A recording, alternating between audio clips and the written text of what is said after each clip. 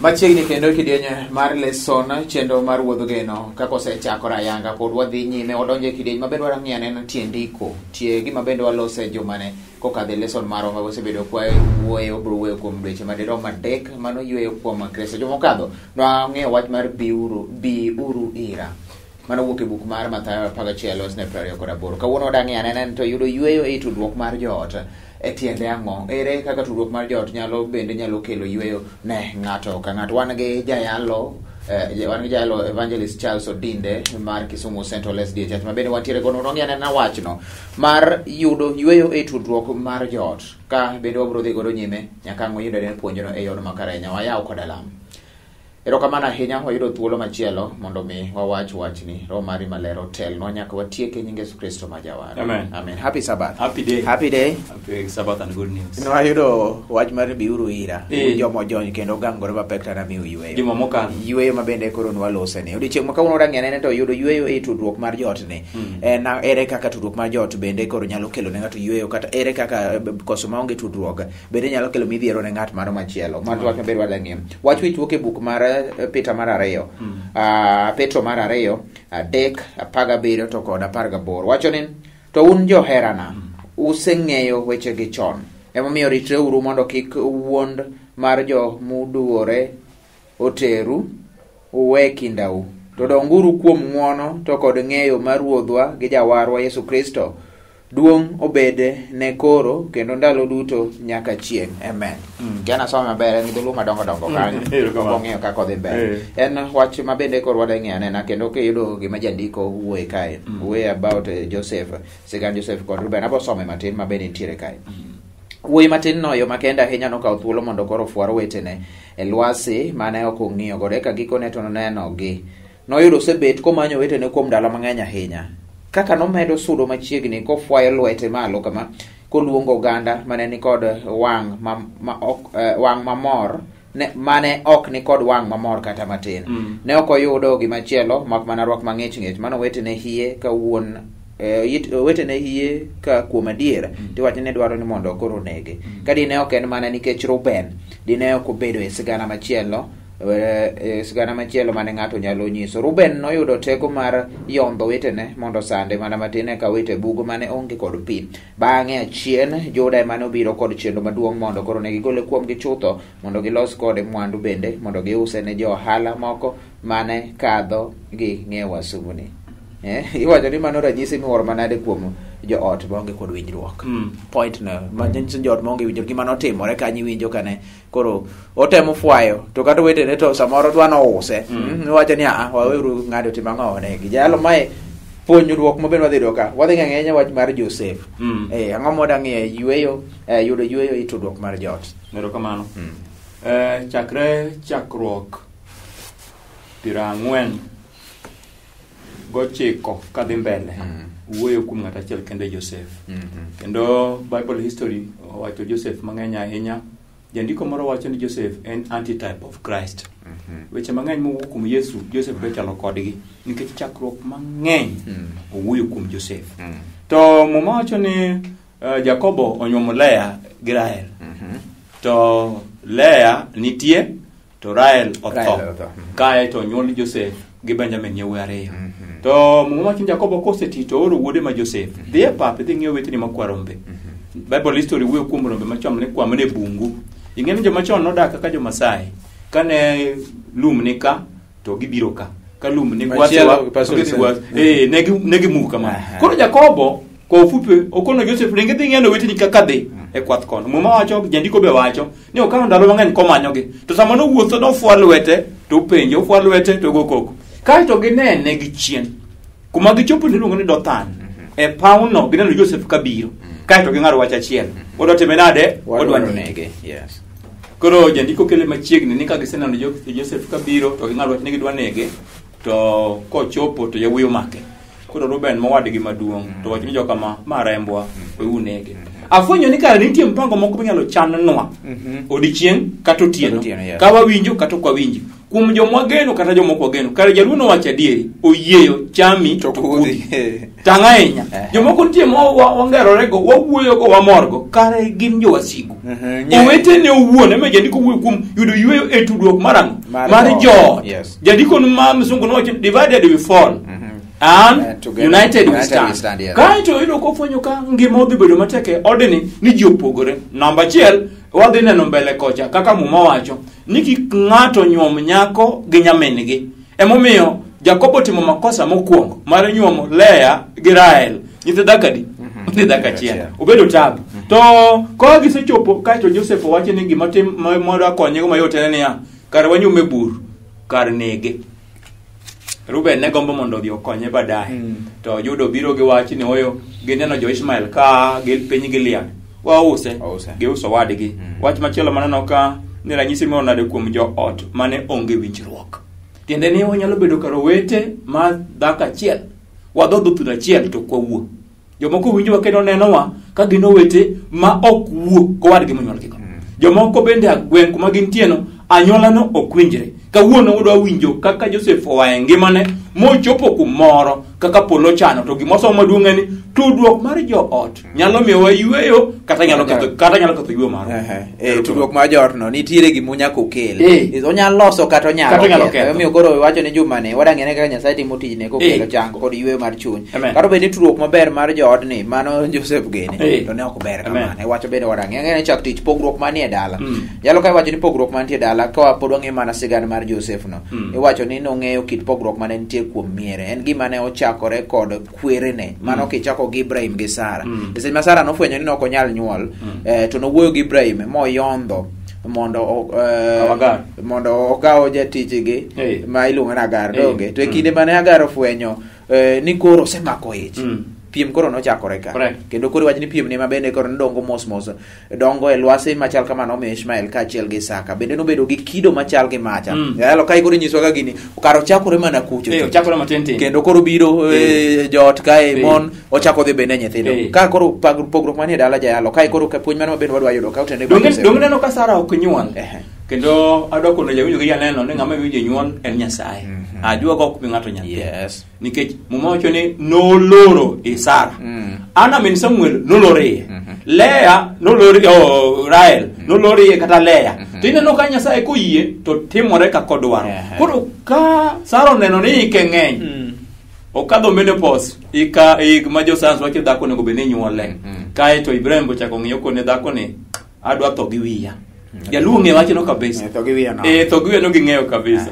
Kae to Sara ng'ado ne rieko ratego gima koro watim kaw jatich Hagar ne mondo bed chiegi mondo nyuol nyathi moro dalawa kik dhi lal nono. Kae to bende Ibrahim bende winjo ng'eny na afwenyo Jesse gi janeno ni weche mang'eny mawinjo kuom monegi ketho kata gero. Afwenyo ni joma minegi nyalo geri kata nyalo tieki. Ng'ama notieko Samson ne en miyo. Ng'ama dwa ketho dala Ibrahim en miyo to moloyo ka owinjo wachne. Adam ogore piny nikech owinjo wach dhako. Nitie extent moro manyaka wachopi kaka joot ma wanyalo winjore kaito konyo wato nitie moko ma wanyalo pogore. Ma kisungu luongo ni unity in diversity. Tiende ni una uriworu together to nitie kuma upogore. Koro wakawo gi kanyo. Ka osewuok to nyawuoyi onyuol ni Isaka. Kanyo ma wacho chakore. To Ishmael kapok onyuol Isaka to Ishmael onyuol. Ishmael kosenyuol ing'eni jaluo ng'eyo ndalo mang'eny ne ng'ato ne wacho niya kidwa ni chiegi ma ok nyuol onyuol nyuomne dhako mar ariyo. Mano tok nie muma. Mano jaluo ne wacho ni mete. To kae to gimachako wacho ni mimeto neno chieng' momedne metani dhako mong'onja mako ich. Emomiyo Ishmael konyuol to Isaka watim nani? Omaka ng'one. Omakich. Kae to koro nyuol gi yawuoyi ariyo. Muma wacho ni kwene onge odno nikech mama cha obedo rival mar mama ni. Ting'eyo mabedo rival ne jatich. Kendo ka gima late ne miyo ma wuon ot ka jatich omaede chuo. To nyalore sani nikech jomodago e ndalo digital gi to rach moloyo. Wadhi kacha piyo piyo. Aneno Genesis 37. Pradega biro wesa nigi wach moro kanyo. Ni Jakobo nohero Joseph molo wetene. Emomiyo nong'eyo ne nyaka law maraliko. Iwinjo gimochakore ka. Jakobo nyuolo Joseph koseti. Igeno nyithindo moko gi Lea. eka Rahel oyawo iye ochako nyuol. nyuol. Koro nyiso no chako Joseph gi Benjamin onyuol ka Jacob oseti. Yes. En adieri mar wach janeno yie koda niya nyithindo monyuol ka ng'ato duong' ohero moloyo monyuolo mokwongo. Chalo nyathine mokwongo, nyathi makayo babo ohero kata mama ohero. An wuoyi maduong' ang'eyo kaka jogo nohera Tito ne githo. Kaeto nyathi monyuol bende mogik ka ng'ato oseti bende jaduong' hero. Ineno kowuotho gi nyathino tinga tinga saka sa. Idembo gi demba kitinda memba. Koro Joseph konyuol to nyuol ndalo ma Jacob oti. Muma wacho ni nohere molo wetene. Nyiego ochakore gi Ishmael kacha te obiro kodhi e udi ariyogi. To moloyo tudruok marach ochakore niya ng'ato nyuomo nyako gi nyamin-gi. Muma nyodagi wuok kocha. Kiki kawo nyako gi nyamin-gi. Few of them mathin kende ema faulu gi kwe. Nikech ging'ere mokwongo kata mar ariyo gidhodho thun achiel to kendo gin gi chwadi. Gin gi dichwa achiel. Tanga inya amonyuomo dhako gi nyamin-gi. Pogruok mane dala mane wach mabedo wang'eyo pogruok mane ochako bedo kochakre Sara, Hagar, Jakobo gi jomoko Isaka gini bende history mare duong' obiro ko penjo nyiso ni chakore malgo mar pogruok mabende nitie dala nyiso ni mano yudo ywe tudruok mar joot bende en gima bak ni kon gi kon yiero yo manyien yalo ka kora ngoma bende wadang'eyo yiero yo manyien ang'o ma bende kod nyisowa kae wach mano mar Joseph noneno lit nikech chunyruok mane rachni kendo nobedo gi chuny lit e kinde mane wuotho kodhi e piny Misri ne idhi ng'iewe kaka misumba mane ok en wuoth minyalo ywe e kinde mane otemo mondo ogeng' pi wang'e yiero yo manyien ka wang'o modhi wuoye ang'o ma bende wacho ni ng'ano yiero yo manyien to ang'o ma bende tem losi Ratego Ishmael osebiro moa Gilead kae to okaw Joseph. Ing'en nago picha koweyo wetene odhi e piny manyien. Yawuoyi ng'iyo go negi kwaheri nyathino ywak nyathi mathin. Kae to paro wuon gi Jakobo moti. Ochako paro min gi Rahel manosetho. Oparo Benjamin owadgi yae wuot wuora utieka. Kae to odhi kanye ma jandiko kwanye niya kochomo Misri to Nyasaye ne ni kode. Ing'en nitie weche moko ma jasigu chanonwa ni chano puonjere ka kendo pod amedo ni samoro nitie buru moro monyalo kunyo tin minyumori kendi tanga yenyan buche mikunyo ne jowadu samoro nyumori kendi to rapar ma chik 4:29 to wacho niya to kudwara Ruoth Nyasaye wacho gi chunyu duto to unoyuda kendo ochako tieko Joshua 24:15 Joshua wacho ni an kaachiel gi jooda abutiyo ne Nyasaye kae to wach machielo Zaburi 14:2 wacho ni Ruoth Nyasaye rango ji gi polo malo kendo mondo ne ka nitie joma riek kendo malame to Isaya 55:6 wacho niya do Ruoth Nyasaye kapod kinde nitie munyalo yudego. Joseph dhi ka chunye lit to gima moro achiel Jesse gi jowinjo ni nomako weche mag Jakobo mapuonje kuom Nyasaye kendo dwaro Nyasaye gi chunye duto miyo kata kodhi e piny wendo ok lich be ok thag chunye eka bang'e muma wacho jandiko wacho ne ka bang'e pache nochako paro Nyasach wuon mare e kinde mane en pod nyathi nosepuonjore hera kod luor ma Nyasaye kendo kinde ka kinde ka nene hemb wuon mare nosewinjo sigand lek ma Jakobo oleko e kinde mane oringo kowuok dalagi kopondo dhi e piny machielo kende niya ngeche wacho ni puonj nyathi kapod otin kosedongo kobiweyo to moloyo nyithindo mopuonje wach Nyasaye biro siko jokristo manyaka chieng' nyathini kata kipuonjo to dhi e kong'o bang' kosebedo ng'ama ng'ongo obiro paro ni adieri kong'o to nokwera ne rach nitie gimoro mane pache mabiro kone adieri baba gi mama to nopuonja. Joseph wuod Jakobo nomako wach Nyasaye manopuonje kapod otin ni geno kuom Nyasaye okel ne ng'ato wich kuot omiyo kata kodhi chunye lit to ng'eyo gimoro achiel ni oyo ok lich Nyasaye biro timo ng'wono kendo telo ne modhi mbele. Wadhi neno history ni mbele kaka Joseph ochopo kendo gi teko gi hera kaachiel gi puonjruok moyudo kuom ng'atni to moloyo bedo joot man gachiel. Iwacho ni kido kod timbe moko mag anyuola jiwo migawo mar bedo e riwruok kaka oganda achiel timo moloyo ka ng'ato ni kende kata obedo ni kido kod timbe mag anyuola moko to jiwo mana ber ng'ato achiel moloyo bedo kaka oganda ka wamanyo pogruok mane kinde weche ariyogi ndiko maler nitiere luong maler mondo ng'ato ka ng'ato ochiwre ne Nyasaye kaachiel kod kaka oganda bende Joseph nochako yudo yweyo e kit winjruok mare e kinde mane ong'ado e wach mondo koro walu Nyasaye nyiso ni bende wang'ado wach walu Nyasaye mondo mi wayud anena koro yier mane yiero manyien ma be sana koro be ni lose kae wagamo yweyo mondo waduogi ka wadhi nyime to wang'e anena wach mar yudo nengo gi madiera yudo nengo gi madiera mane wach bende wadang'eyo mana kotendo gi wach mar Joseph ma kawuono ema omiwa pek mare yudo yweyo tudruok mar joot ng'iyo ot onogono ma bende koro nwawuoye familiano mar Joseph gini e yor makaro. Gam ywe oduogo achako dhi nyime chenro ne mar wuotho geno kidieny mar leso.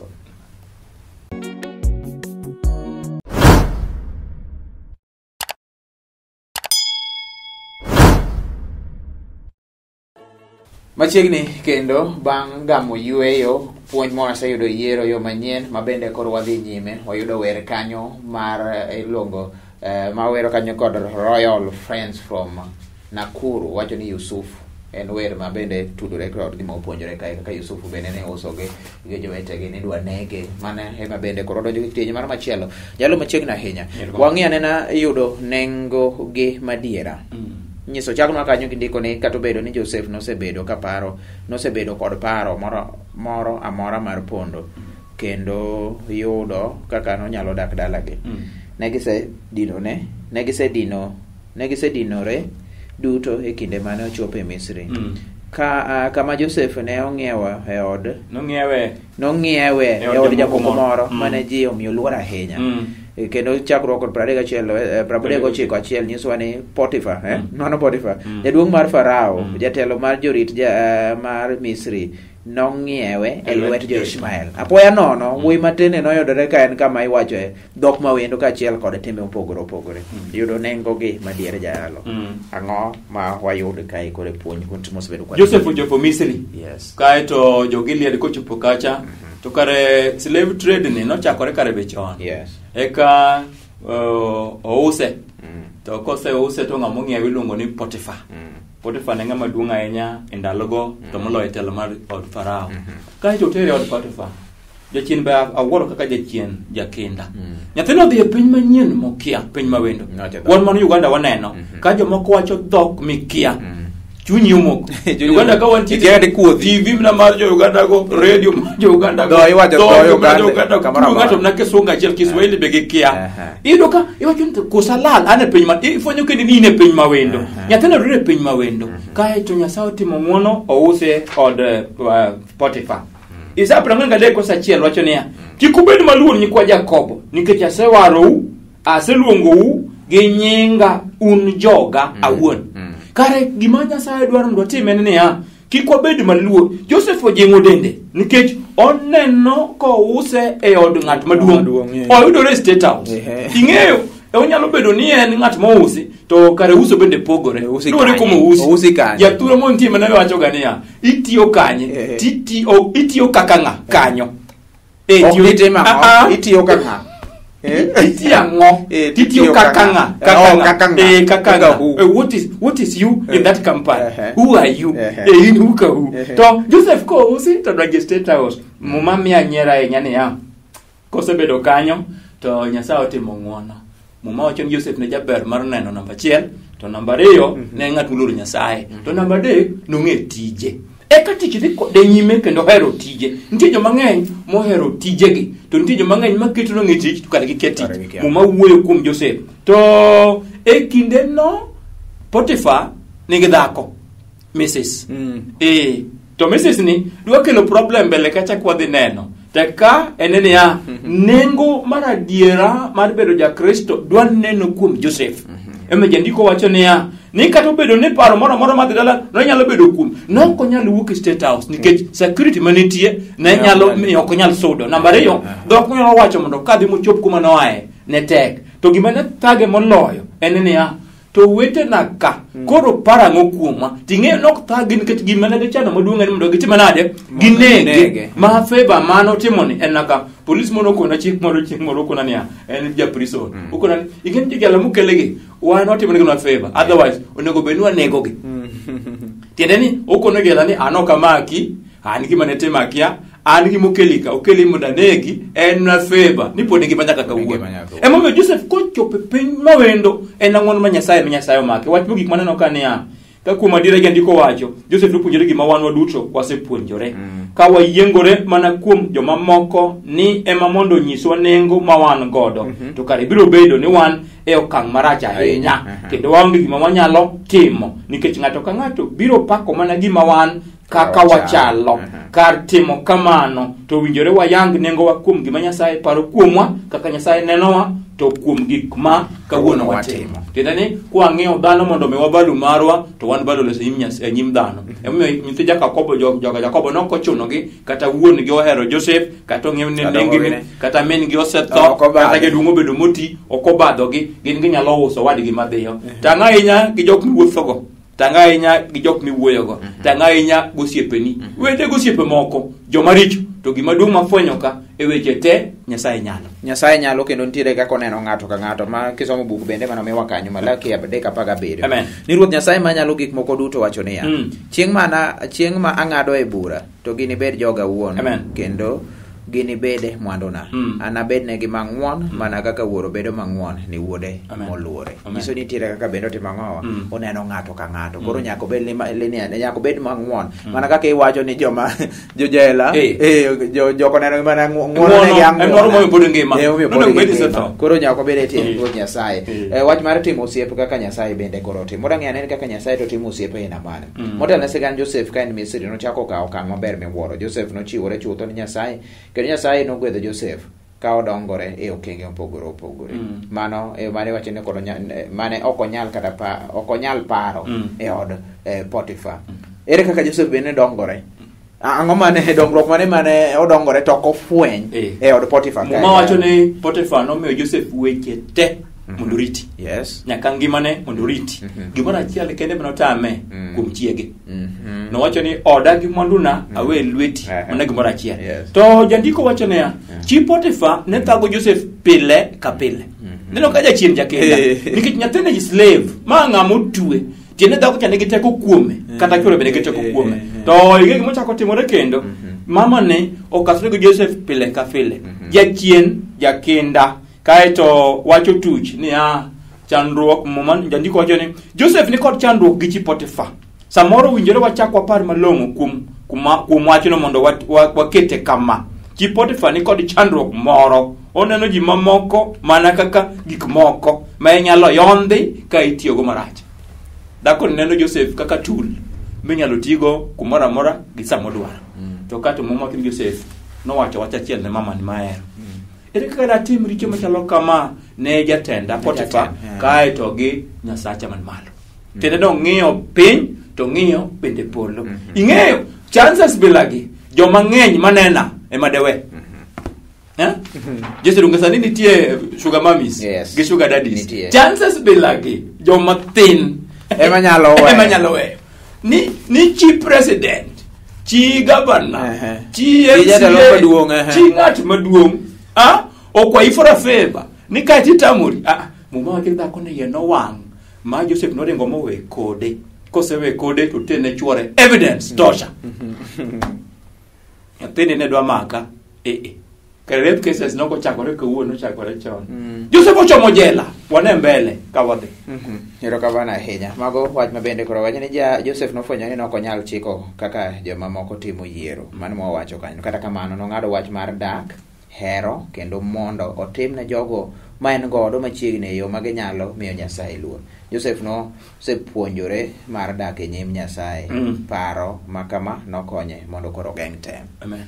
Dak nyiso ni gari kisepuonjori gigo ma Nyasaye dwaro dak e mbele Nyasaye gigo mabende dwaro tisike wechego tem moko manyalo biro ma samoro jomoko ok nyal ge ichaki dhi penjore ni yawa tanto ere kaka aepo gicha ma ng'at machielo ni ng'at boko ni yawe ketho chance machal nade ng'at ma side ni yawe ng'ama fuona awi biro dichiel gar pesa biro ok dwa moko maga jabende koro kata kamano nikech koro nyabed dak e nyim Nyasaye miyo mage kadho rito wang'e na lweny maduong' machiegni kendo mar ng'ato ka ng'ato iwacho ni kaka kowuok e sigana mar chakruok mano 39 nyaka 20 kanyo mano miwacho ni Joseph nodonjo tich moro kaka pile jotich duto magono bende ne onge mano kisomo mi kanyo no makara ahinya nikech en Joseph nobedo gi chandruok nikech en ng'at mane luwo weche mane oseng'ado ne timo ng'at ma ok lokre ng'eni mane gima nokonyo mane gima ne konye to ne en gi chandruok nikech koro kose decide kama koro gari chune to ok odwa loko pache lweny mane maduong' machiegni kendo mar ng'ato ka ng'ato kae ma iwuoye jayalo kotere mana gi story ndiko tieko lesson ma kawuono